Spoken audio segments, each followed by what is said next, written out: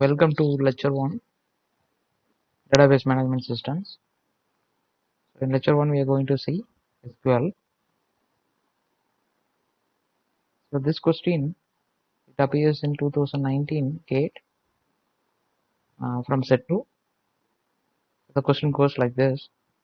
We are given with two tables, student table and performance table. Student table has roll numbers and student name. Performance table has roll number, subject code and marks. And in student table we have 5 students, 1 Amit, 2 Priya, 3 Vinay, 4 Rohan and 5 Smita.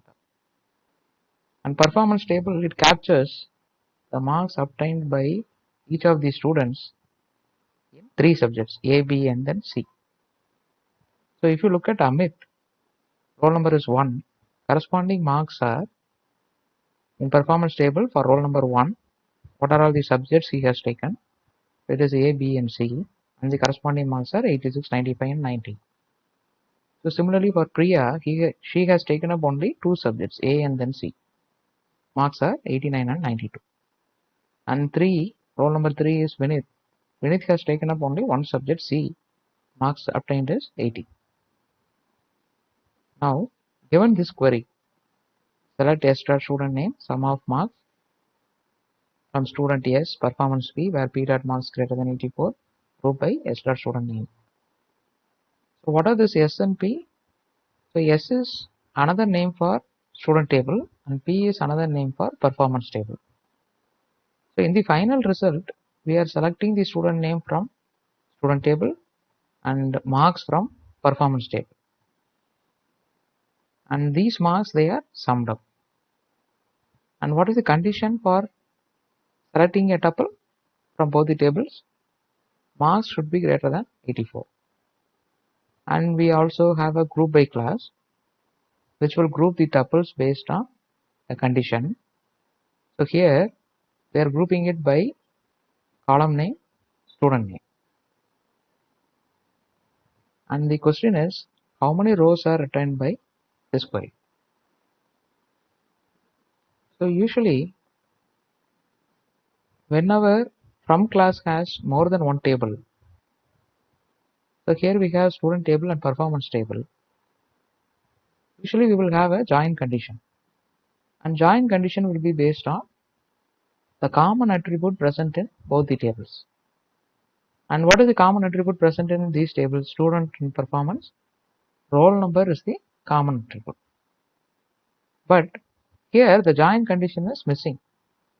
Usually we will have a join condition stating that student dot roll number is equal to performance dot roll number, but here we don't have that condition. Now as a result, what happens is a cross product will be made between student table and performance table. And what do you mean by a cross product? Every tuple or every row in student table will be mapped to every other row in performance table. But we are not going to take all the tuples in performance table. To select the tuples in performance table, we have a condition stating that P dot marks is greater than 84. When you apply this condition, the last row present in performance table will be omitted. Only these 5 rows, they will be selected for doing cross product. So what is a cross product? So 1 Amit will be mapped to 1A 86, 1B 95, 1C 90, 2A 89, 2C 92. So if you look at, so this is the result of cross product for Amit alone. So we have 1 Amit, 1A 86, 1 Amit, 1B 95, 1 Amit, 1C 90, 1 Amit, 2A 89, 1 Amit, 2C 92. So similarly, we will have 5 other rows for Priya, 5 other for Vinith, 5 other for Rohan, 5 other for Smita. All together, we will be having 25 tuples in the cross product result. So first table we have 5 rows, 1, 2, 3, 4, 5, and in the second row, if we apply marks greater than 84, we will obtain only 5 rows here. So all together we will have 25 rows. And for Amit alone, we will have 5 rows among the 25 rows, we will have 5 rows. For Priya, again 5 rows. Vinith, again 5 rows. Now, once we get this result, what we are asked to, we have to group by student name. So if you just select all the records belonging to Amit, these are all the 5 records belong to Amit. Similarly, for Priya also there will be 5 records. Now, what does a group by do? A group by, whatever is the operation that you have specified here, the aggregate operator that we have specified here. So aggregate operator are sum, count, right, average, min, max. So here we are going to sum the marks. So once this group by is applied, then we are going to find the sum of each group. So if you look at the student name Amit, these are all the marks that are obtained by Amit. So we have to sum these marks. So if we sum 86, 95, 90, 89 and 92, we will get 452. So similarly, for Priya also there will be 5 rows here, marks will be the same, and again if you sum them, you will get 452. So similarly for Vinith also, we will get 452, Rohan also 452, Smita also 452. So if you look at, we are going to select the student name, right? So we got the student name, and then we got the sum of P dot marks. The sum of P dot marks, it is 452 for each of these cases. Now the question is, how many rows are written by this SQL query? How many rows are here? So we have, for each of these students, we have 5 rows. So we have, answer is 5.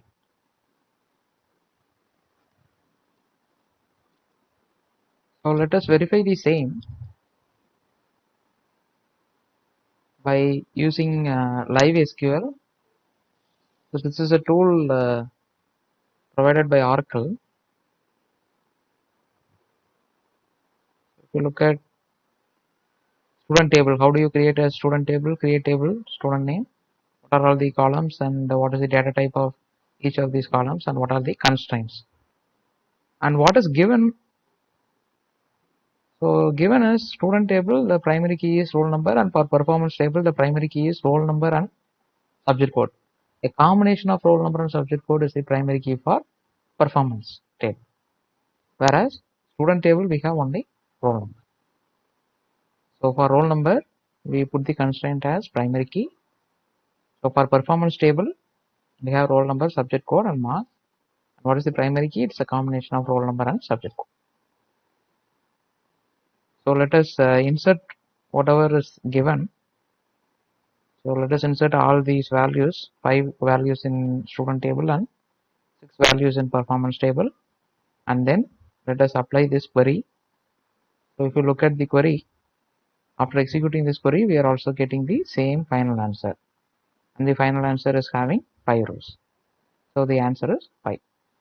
So like this, we can verify whatever is the answer we obtain manually. We can also verify it by working with Live SQL. So let us move on to the next question. So this question appears in GATE 2018. So here we are given with 2 tables, book table and stock table. Book table, it has ISBN of book and the book name. Stock table, it also has ISBN of book and how many copies of that particular book is available. And we are given with 4 queries: query 1, query 2, query 3 and query 4. If you look at what is the difference between query 1 and query 2. So let us see query 1. So we have from class, it has more than 2 tables here, book B and stock S. So from both the tables, we are going to select the tuples and we are performing a inner join. And inner join, we have a condition. What is the condition? The ISBN present in B, it should match with the ISBN present in S. What are B and S? B is another name for book table and S is another name for stock table. So if you compare the ISBN present in book table with the ISBN present in stock table, and when you perform this join, we will obtain a result containing ISBN, book name and number of copies. And similarly we have query 2. Query 2 is also same as query 1. Here also we have b.isbn abstract copies, b.isbn abstract copies. So from B table we are selecting ISBN, from S table we are selecting copies. But what is the difference? Here we are performing inner join, here we are performing a left outer join. And what about query 3? Query 3 is also same as query 2. Only thing is we obtain a right outer join. Query 4 we just do a full outer join. So the question is, which one of these queries is the superset of the other queries? So that is the question.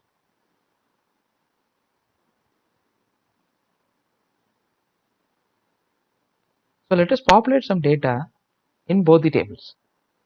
So this is your book table and this is your stock table. So let us add some book entries. So book 1 is DB, 2 is DS, 3 is OS, 5 is DM, 7 is networking. And how many copies are available for ISBN 1? It is 10. So this ISBN here 1, it matches with here 1, number of copies is 10. For 2 it is 20, 3 it is 30, right, and so on. Now first let us apply inner join. Now what is the condition for join? The join condition is same in all the 4 queries. The join condition is this ISBN present in first table, it should match with the ISBN present in second table. So if you look at how many which are mapped, how many rows are mapped, here we have ISBN 1, ISBN 1, ISBN 2, here we have 2, ISBN 3, here we have 3. And what about ISBN 5? We don't have a corresponding row here. And similarly for 7 also we don't have a corresponding row here. So for 5 and 7 we don't have a corresponding tuple here. So 5 and 7 will be omitted. Whereas for 1, 2 and 3 we have a corresponding row here. So whatever is the copies that are present here, that will appear in the final answer. So we have 1, the book name is DB, and how many copies are there? The 1 matches here, and then copies are obtained. Similarly for 2 we have 2 DS and 20, and for 3 it is 3 OS and 30. And 5 it doesn't have a match, 7 it doesn't have a match. Similarly 4 we know how many copies are there, but we don't have corresponding entry in book table. Similarly for ISBN 6 we don't have a corresponding entry in book table here. So these 5s, 4, 5, 6, 7, so these ISBNs will be omitted. Only the ISBNs which match in both the tables, that will be taken. So that is your inner join. Next is left outer join. So what do you mean by left outer join is, what are all the records that are present in your left table? So that will be preserved. So here we have 1, 2, 3, 5 and 7. So in the final answer also we will have 1, 2, 3, 5 and 7. And in the right table we are not going to select every other tuple, we are going to select the one for which the join condition is satisfied. So what is the join condition? Join condition is b.isbn is equal to s.isbn. So what is b.isbn? It is 1, 2, 3. It matches with s.isbn 1, 2, 3. So only for these 3 we have corresponding copies 10, 20 and 30. So we have 10, 20 and 30. For 5 we don't have a corresponding map. For 7 also we don't have a corresponding map here. And as a result, null values will be substituted for the copies for 7 as well as for 5. So this is your left outer join. So how many tuples will be there in left outer join? So how many rows are present in the left table? So that many number of tuples will be there in your left outer join result. And whenever we don't have a mapping, we will be substituting null values here. Similarly, we have a right outer join. In right outer join, what are all the rows in right table? So those will be preserved. So we have 1, 2, 3, 4, 6 in right table. So final result also will have 1, 2, 3, 4, 6. And the copies 10, 20, 30, 50, 70, those will also be selected. But when you perform this join, what is the condition? This ISBN in the right table should match with ISBN in left table. So for 1, 2 and 3, we have a match in the left table 1, 2 and 3. But for 4 and 6, we don't have a match here.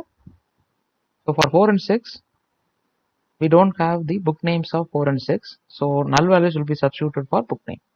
So for 4 and 6, null will be substituted for book name. Whereas number of copies, it can be taken from the right table. So in right outer join, how many rows are present in the right table? That will be the number of rows in final answer. So here we have 1, 2, 3, 4, 6. Similarly, 1, 2, 3, 4, 6. When you have a corresponding match, it will be mapped and the book name will be retrieved. If you don't have a match, book name will be substituted as none. So this is right outer join. And what is a full outer join? The full outer join will have all the rows in left table as well as all the rows in right table.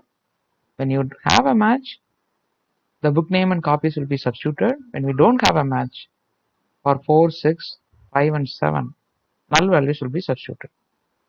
So it is like performing a union of left outer join and right outer join. So if you look at for 1, 2, 3, we have exact match in both the tables. 10, 20, 30 will appear. For 5 and 7, we don't have the copies. So copies will be substituted as null for 5 and 7. For 4 and 6, we don't have book names. So null will be substituted for book names for 4 and 6. Now the question is, which query produces the result that is a superset of all the other results? So inner join, it has 3 rows. Left outer join, 5 rows. Right outer join, 5 rows. Full outer join, it contains the result of inner join, it also contains the results of left outer join, it also contains the results of right outer join. So the answer is full outer join. So let us continue with the third question. So this question, it appears in 2017 set 1 question paper. So here we are given with a single table, employee, which contains employee ID, employee name and department name. And we are provided with what are all the rows that are present in this table. So we have 13 rows. These are all the employee names corresponding to these employee IDs, and these are all the departments. And we are given with this query, select AVG is average, so EC.num from EC, right, where followed by a condition, where we have a condition on these two columns, department name and number. Where does department name come from? It comes from the inner query here. Similarly, num also, it comes from the inner query here. And num corresponds to the second column that is selected here, which is count of employee ID. Now whenever we have a query which is nested like this, that is, we have an outer query, we also have an inner query. First we have to solve the inner query first, and once we have the result of this inner query, then we can find the result of outer query. So let us consider the inner query separately. First execute the inner query, say select department name, count the employee IDs as, so this is the new name for this result. So the new name for this result is EC, and the department name, it is preserved as the same name, department name. and this count of employee ID is given a new name called as num. And from employee, what we are selecting? We are selecting the department name and we are counting the employees. We are counting the employees of each group. So we have a group by here, and group by it is done on the attribute department name. So let us see how many groups are there in department name. So we have department names AA, AB, AC, AD and AA. So how many groups are there? We have 1, 2, 3, 4 and 5. So 5 groups are there, or 5 departments are there. So in each of these departments, we are going to select the department name, followed by we are going to count the number of rows belonging to each department. Now here it is counting the number of employee IDs here. So how many employee IDs are there in each department? So in AA department, if you take AA department, how many employee IDs are there? 1, 2, 3 and 4. So 4 employees are there belonging to AA department. Similarly, 3 employees, 5, 6, 7 belongs to AB department. 8, 9 and 10, 3 employees belongs to AC department. 11 and 12, 2 employees belong to AD department. 1 employee, 13 belongs to AE department. So this is the answer of this inner query. So for department AA, count is 4, AB it is 3, AC is 3, AD is 2, AE is 1. So once we have resolved this inner query and we got this answer, this table, now we can substitute this table for outer query. So what is the name of this table? The name of this table is EC. So whatever is the result obtained in inner query, we are renaming as EC. So this table name is EC, and the first attribute or column that has been selected here, it is given a name as department name. So the department name, that is the first column name, and num is the second column name. And what is num? Num is the count of employee. Now if you see the outer query, now let us omit the inner query, right? The inner query we can refer that to by this table EC. So we can say select avg of ec.num from EC. That's all. So what is the average of these numbers,